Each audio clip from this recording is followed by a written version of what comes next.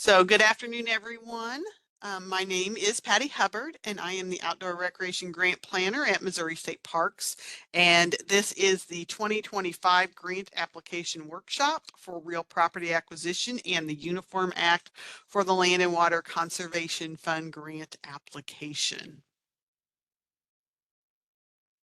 Hopefully everyone was able to download the application and the open project selection process, which is the application's directions. If not, you can download the forms from the Land and Water Conservation Fund website. We do recommend that you use Adobe for downloading and completing the application. During the presentation, I will be referring to pages within the open project selection process, or I might refer to it as the OPSP, which is the shortened version of it.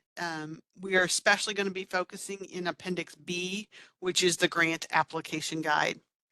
I will be giving out page numbers if you have it printed out, plus I will be giving out the Adobe page numbers in case you are following along in it digitally.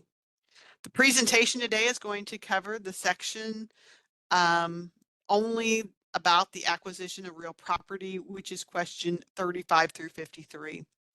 Please make sure to focus your questions just on this section alone. If you have questions about the other sections, make sure to register for our 2 workshops that we have tomorrow. Plus, if you miss the other 2, those will be online hopefully by September 10th for your viewing. Before we start looking at the questions on the application, I want you to understand the process that needs to be followed when you're acquiring real property with federal funds. All acquisition of real property with LWCF funds, whether through purchase, donation, easement, or lease, must comply with the Uniform Relocation Assistance and Real Property Acquisition Policies Act of 1970 as amended. It is also known as the Uniform Act for short. This act applies to acquiring property with non-federal funds when the intent is to apply for LWCF money for future development. In other words, a project sponsor can't knowingly circumvent the law by acquiring real property with local funds and not following the regulations of the act and then apply for LWCF grant funding at a later date for development. The Uniform Act ensures that landowners are fully informed of their rights and are justly compensated when selling or leasing property or selling or leasing any type of interest in the property. As part of this assurance, the Uniform Act requires an appraisal and an appraisal review be performed that complies with the provisions outlined in the Uniform Appraisal Standards of Federal Land Acquisition.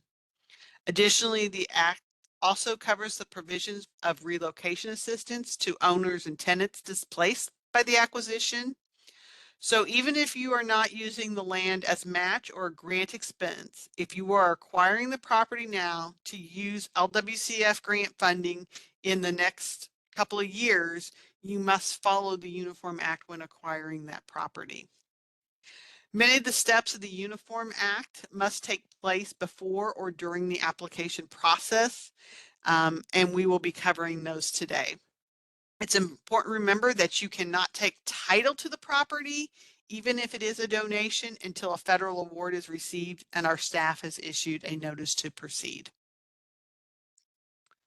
Here are the steps that must be followed in order to comply with the Uniform Act. Steps 1 through 4 must be completed in order to submit the LWCF application. If the property is being donated by the landowner, then they can also complete step 7. As I am talking through these steps, I want to let you know that I do have templates for most of the letters and waivers, plus links to the booklets that I will be talking about.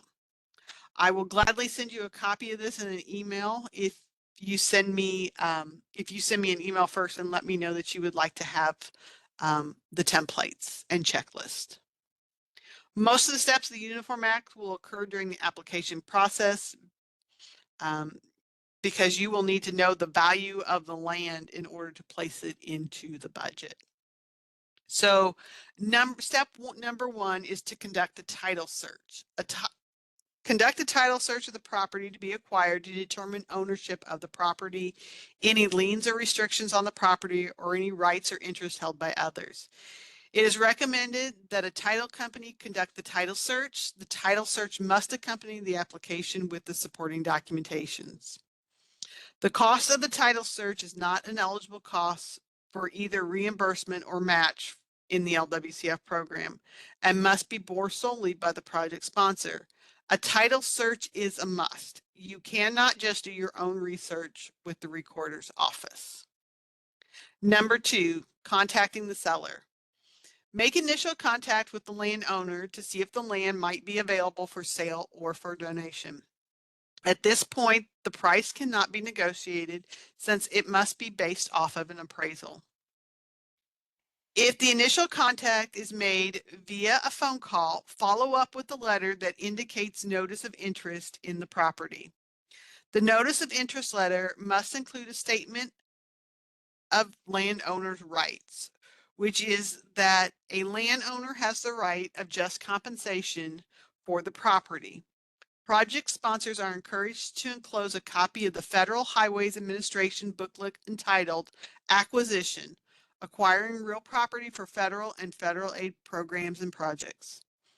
If a community approached the city about donating land, then you should follow up with a letter explaining that they do have a right to just compensation. So even if someone approached you and said, hey, look, I have this land I want to donate to you, you still need to let them know that they do have a right to be justly compensated and they don't just have to donate.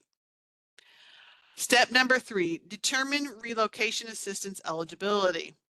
Determine whether or not the owners, any businesses, or any tenants on the property might be eligible for relocation assistance. The landowner and any tenants must be informed of their relocation rights. It is recommended that both the owner and any tenants be given a copy of Federal Highways booklet entitled Relocation, Your Rights and Benefits as a Displaced Person under a Federal Relocation Assistance Program. Which you can download a PDF online of that book. A relocation plan will be required for any persons displaced from the acquisition of the property. We will reference the relocation booklet for more information on that. Number 4, conduct appraisals and appraisal reviews. Before negotiating a purchase price with landowners, the real property to be acquired must be appraised. Have the property appraised by a licensed appraiser according to the uniform appraisal standards of the Federal Land Acquisition, commonly referred to as a Yellow Book appraisal, with the landowner given the opportunity to accompany the appraiser. The appraisal then must be reviewed by a state certified review appraiser. GMS does not provide appraisal services. The cost of all appraisal, review appraisals, waiver valuation, and incidental real estate expenses are not eligible costs for either reimbursement or match and must be borne solely by the project sponsor. Exceptions to the appraisal requirement include the following conditions. A, waiver valuation when fair market value is less than $10,000. If the acquisition of property is not complicated and a review of the available data suggests that the fair market value is likely will be less than $10,000 or less, an appraisal is not required. Instead, a waiver evaluation from a qualified person knowledgeable of the general market value in the project area will be acceptable. Note that averaging of the final values of 2 or more appraisal reports to estimate the fair market value of the property is not acceptable and does not meet the requirements of the Uniform Appraisal or the Uniform Act. B, when the property is being donated. An appraisal is also not required when the landowner is donating the property and releases the project sponsor from their obligation to appraise the property. However, if the value of the donated property is being used as part of your sponsored match, then you do need to get an appraisal and an appraisal review in order to get the fair market value of the property. If the value of the land is being used as match, then the appraisal and the appraisal review must be included within the supporting documents. Number 5, you're going to establish an offer of just compensation. Before initiating negotiations with the property owner, the project sponsor must establish an amount which they believe is just compensation for real property.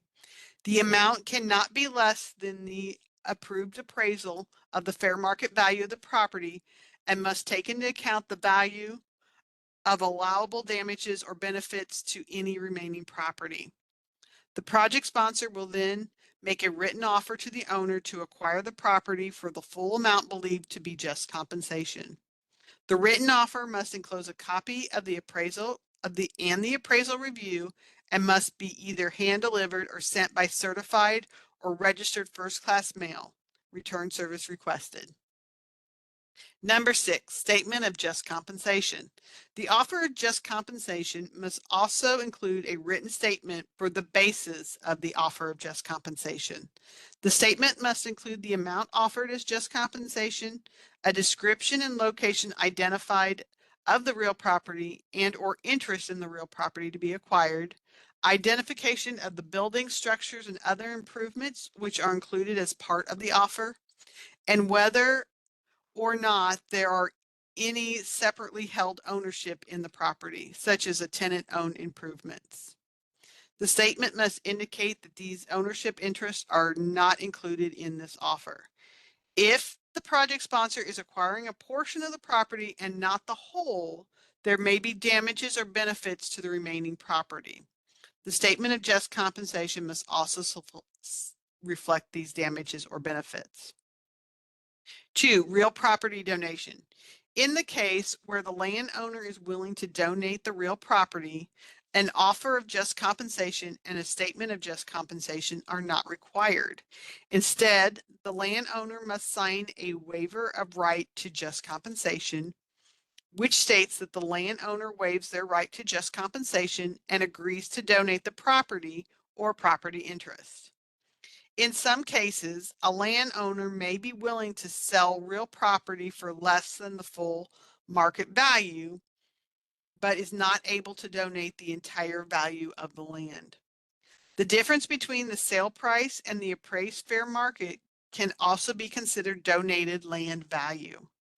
For an LWCF project, federal reimbursement may be provided for the purchase part of the acquisition, but not the donated part. However, the donated value can be used as match for the purchase costs of the same tract of property or for the development costs of the property.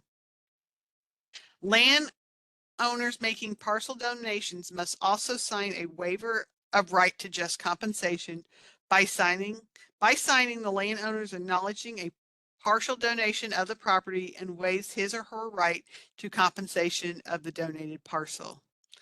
The appraisal requirements outlined above to both full and partial donations and do the requirements for notifying the landowner and any tenants of their rights.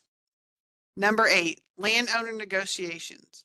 Once the landowner has received the offer of just compensation and statement of just compensation, the owner must be given reasonable opportunity to consider the offer and present any additional information or materials the owner believes is relevant to determining the value of the property. The owner must also be given opportunity to suggest modifications to the proposed terms and conditions of the purchase. 9, updating offer of just compensation. The project sponsor must have the initial appraisal updated or obtain a new appraisal if the information presented by the owner indicates the need is warranted, or if a material change in the character or condition of the property is such that it requires updated information, or if a significant delay has occurred since the initial appraisal. The purchase must be made within a year of the initial appraisal being conducted, or a new appraisal is required.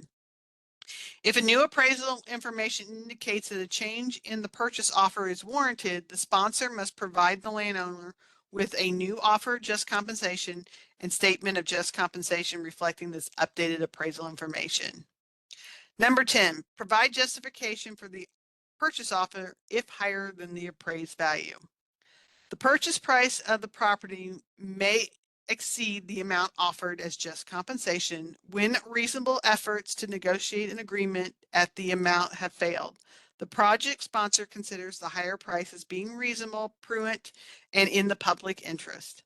A detailed and well-documented statement on this difference with all the pertinent appraisal documents and the history of negotiation documenting discussion of price between the landowner and the sponsor should be submitted.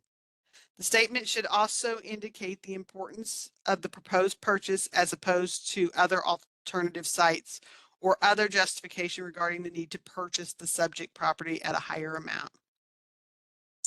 If GMS and the National Park Service agree the higher negotiated price represents a reasonable cost, the amount can be eligible for assistance if significant funds are available in the fiscal year apportionment and have not already been obligated to other grant projects.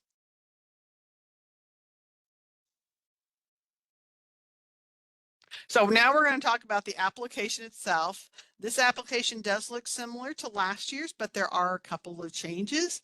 Please make sure that you are filling out the 2025 LWCF application and make sure that you work on the environmental review process early because some of it takes 30 days to get replies back. A complete application packet will need to be mailed to us or postmarked by November 15th of 2024. A complete application includes 2 hard copies of the application and all supporting documentations. Those should be bound by either a rubber band, paper clip, or a binding clip. Do not use staples or do not bind it with and make it a bound book. So let's look at the 2025 application. The first section of the application, question 1 through 8, asks you to provide general information about the parties included in the application process. The first 2 questions ask you to provide information about you as an organization. This should be filled out based on the entity that is applying for the funds. Please use a mailing address so that we can mail letters out to you and you will receive them. Note, we no longer accept the DUNS number. You will need to provide your 12-character alphanumeric ID from sam.gov. If you do not have this ID number, you will need to register with sam.gov to receive one, and this process can take up to a month, so please start early. Question 3 asks about the application preparer. This is the person who is preparing the application. It does not have to be someone from your organization. It can be, for example, your regional planning commission or a grant writer that you have hired. If we have questions about the grant itself, we will contact this person. If we have questions about the project, then we will contact the person that you list in question 4. This is the individual that we will be working with if your project is selected for funding. They are also the person who will be overseeing the project and responsible for expenditures and reimbursements once you have been awarded a grant. Question 5 through 8 asks about your federal and state representative and regional planning commission. Question 5 asks for the U.S. House of Representative member. Question 6 asks for the Missouri House Representative member, and number 7 asks for the Missouri Senate member. These are the people who will be notified if you are awarded a grant. Question 9 through 11 asks you to provide information about your organization's background and prior performance with DNR. This section is the first section that is scored and is worth 10 points. Pursuant to 2 CFR 200, we are required to conduct a risk assessment for all applicants to ensure that we are being good stewards of taxpayer dollars and that we are awarding grants to entities that have the capacity to manage the project. The answers given in this section provide information about your organization. If you are selected to move on to round 2, you will be asked to provide additional information to complete the risk assessment process, such as your most recent audit, accounting policies, and your procurement procedures. Make sure to answer these questions based on the person listed in question 1. So if you are the Park and Rec department who is applying, make sure this section reflects your department and not the city as a whole, or vice versa. In question 11, please note that we are asking you to provide past performance history for all grants received by the Department of Natural Resources as a whole and not just the LWCF grant program. Only talk about grants that you've received in the last 10 years. Please provide specific information so that we can make sure to verify it with the other grant officers. So now this next section of the application, which is question 35 through 53, pertain to the applicants who are acquiring real property, whether by donation, purchase, or lease. Please note that this section combined with the following section on the project development have a combined value of 20 points. The reason we combine these sections is because not all projects will include both acquisition and development. So we want to make sure that we are scoring these fairly. The acquisition section asks project sponsors to provide information about the property that is being acquired as part of the project. If property is being acquired, whether by purchase, donation, or lease, this section must be filled out. If you are not acquiring property as a part of your project, you will then complete question 35 and then skip this entire section. And by clicking no in this section, it will not allow you to fill out any of the other questions in this section, and you will go directly to question 54. So question 37, question 36 asks, why is acquisition necessary? This is where you would explain the purpose for acquiring this property for a park, and if it will be creating a new park or are you adding land to an existing park. Question 37 asks you to describe the existing resources or features of the site that make it desirable for public outdoor recreation. So what existing resources and features made you choose this site? Is the land maybe within walking distance to a neighborhood? Question 38 asks you to explain how you envision this acquisition contributing to outdoor recreation in the long term. One question you should ask yourself is this acquisition in an area of an unserved population? So maybe it sits in the part of the town that currently has no park, and that's why this is the desired piece of land to do.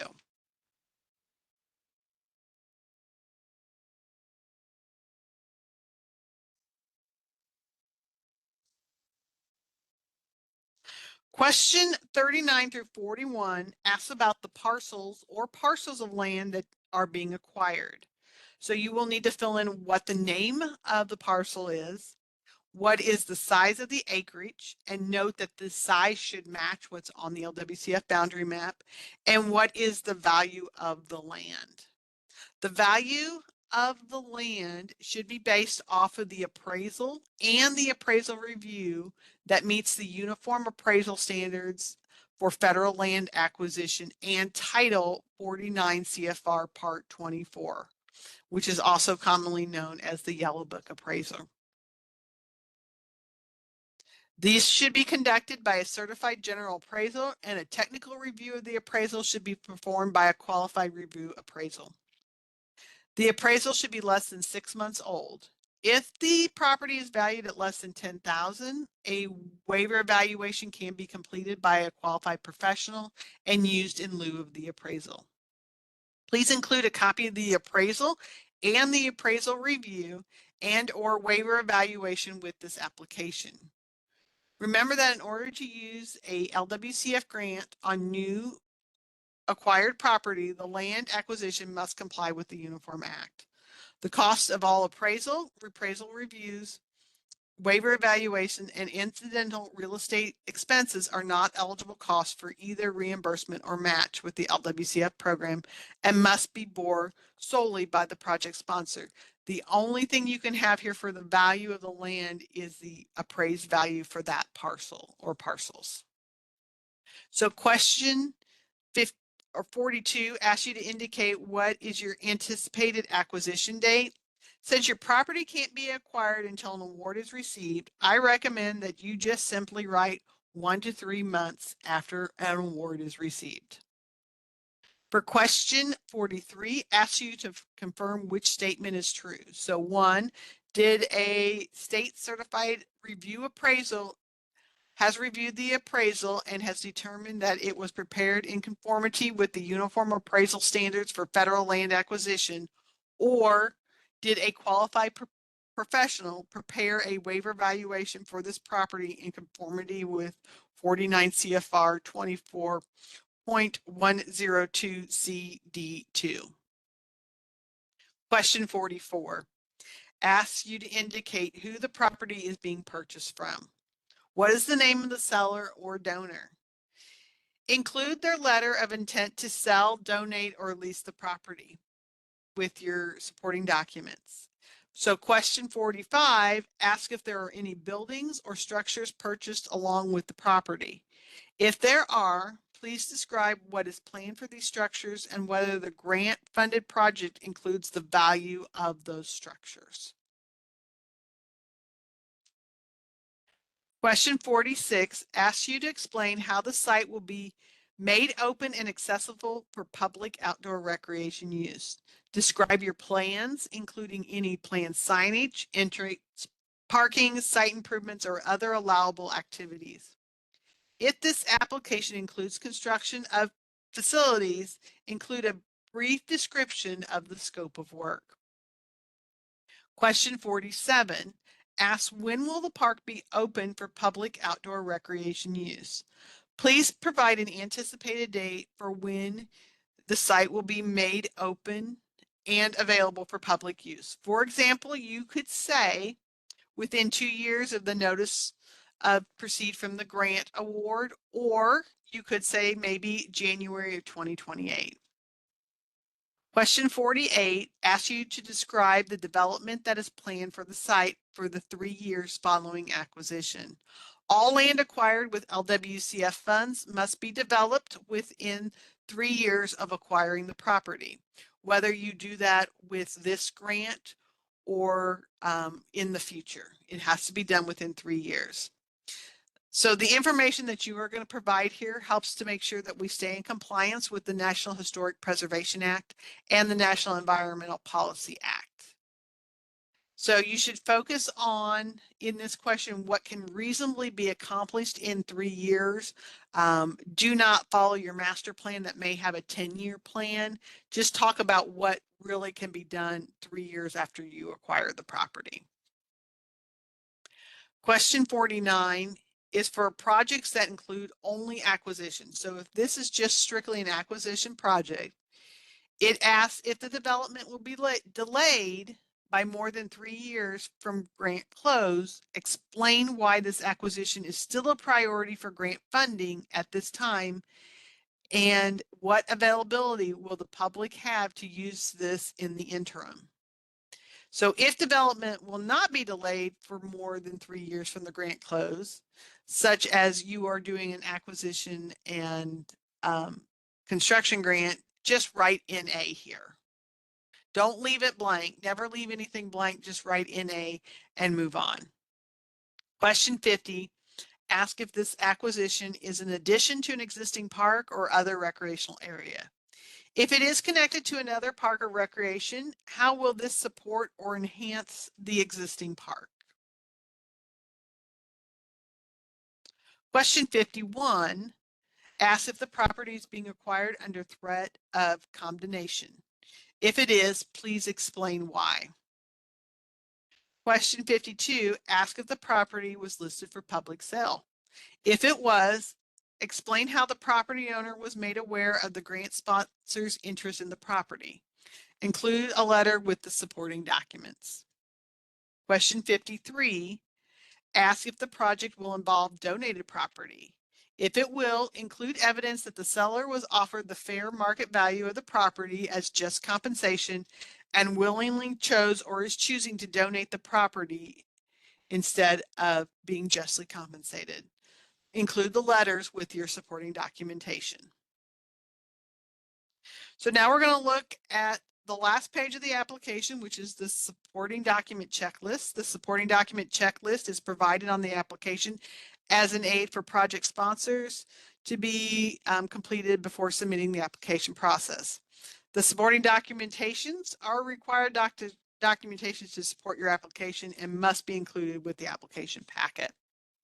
For a detailed summary of each required item on this checklist, go to the OPSP Appendix B, the grant guide on page 10 through 12, or Adobe page 33 through 35. When you are reading the OPSP, you will notice that some of the words are highlighted purple. That indicates that a supporting document is needed for that question. In order for your application to be considered complete, you must provide all the information listed in this checklist unless it is marked if applicable. Then you must decide if this applies to you. So the instruments in the OPSP, you will also find template language for many of the items within this checklist. Examples, we have the Missouri State E-Verify is located on page 14 through 17, or Adobe page 37 through 40. And you will need to fill this out and return it with your application packet. There's also templates for the resolution, financial assurance letter, school agreement, and letters to U.S. Fish and Wildlife or the U.S. Army Corps of Engineers. Remember that incomplete and handwritten applications will not be scored. The certification of responsible person is the signature section.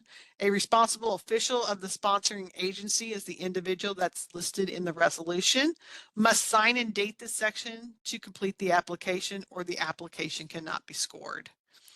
Examples of responsible officials include mayors, city managers or administrators, park and rec department directors, chief financial officers. If you are a public school applying for funding, the superintendent must be the responsible official, and the resolution must be passed by the school board. The responsible official does not need to be the contact person listed on the application, but does need to read the application and have an understanding of requirements for administering the grant, should one be awarded. The responsible official cannot be an independent grant writer who is not affiliated with the agency. Unsigned and incomplete application packages will be ineligible for scoring. And remember, a complete application packet includes 2 copies of the application and all the supporting documents. Remember that the final applications must be received or postmarked by November 15th of 2024. If you want us to do a courtesy review, those should be turned into us no later than October 23rd. And remember that I am here to help you guys through this application process. So you have my name and contact information here on the screen.